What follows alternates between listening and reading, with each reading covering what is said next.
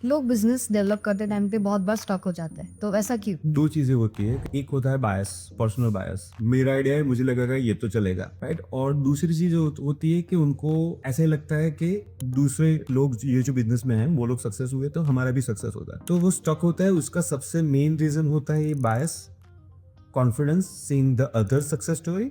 But जो सबसे important missing part है दैट इज अ क्लैरिटी। अगर आपको आप जो कर रहे हैं उसकी क्लैरिटी नहीं है तो क्या होगा, मैं आपको एक एग्जांपल से समझाता हूँ। फॉर एन एग्जांपल, अगर मुझे दिल्ली से न्यूयॉर्क जाना है, मैंने फ्लाइट ली, 16 घंटे की जर्नी है। अगर पायलट फ्लाइट में जो रडार है वो रडार अगर 1 डिग्री मिस करेगा तो मैं न्यूयॉर्क की जगह पे मैं मैक्सिको में लैंड करूंगा।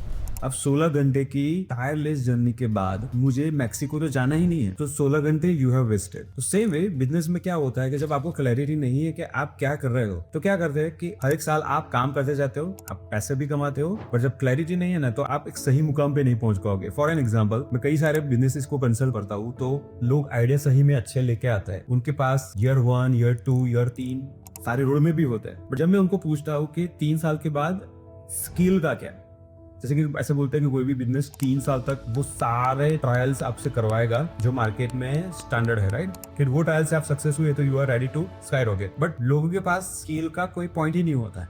और ऐसे कई सारे बिजनेसेस भी मैंने देखे हैं जो साल 2 साल बस एक सेम फॉर्मेट पे कमाते जाते हैं। फॉर एन एग्जाम्पल, अगर आपका बिजनेस एक सर्टेन बेंचमार्क से ग्रो नहीं हो रहा है तो लोग क्या सोचते हैं कि पिछले साल का जो बिजनेस था कंपैरेटिवली उससे इस बार मेरा 15% रेवेन्यू बढ़ा। बट आप सोचो 8 to 9% तो मिनिमम इन्फ्लेशन भी बढ़ता है। तो अगर आप इन्फ्लेशन को भी जोड़ो, और इन्फ्लेशन 8 to 9% तो सिर्फ गवर्नमेंट बेंचमार्क है, मुझे तो कई बार लगता है कि वो इट इज मोर देन 8-9%। तो आप इन्फ्लेशन को जोड़ते हो तो आपको ये समझ में आता है कि महंगाई बढ़ रही है तो सामने आपका रेवेन्यू उतना ही बढ़ रहा है, तो आप एक्चुअल प्रॉफिट में तो हो ही नहीं, बट आप नंबर देख के बोलते हो कि मैंने प्रॉफिट किया। तो किसी भी बिजनेस में अगर आपके पास क्लैरिटी नहीं है कि आप बिजनेस क्या कर रहे हो, 1 साल के बाद नंबर क्या होना चाहिए, आपके लिए सक्सेस के मैट्रिक्स क्या है, अगर वो आपके पास क्लैरिटी नहीं है ना तो सही में वो बिजनेस है, that is not an entrepreneurship.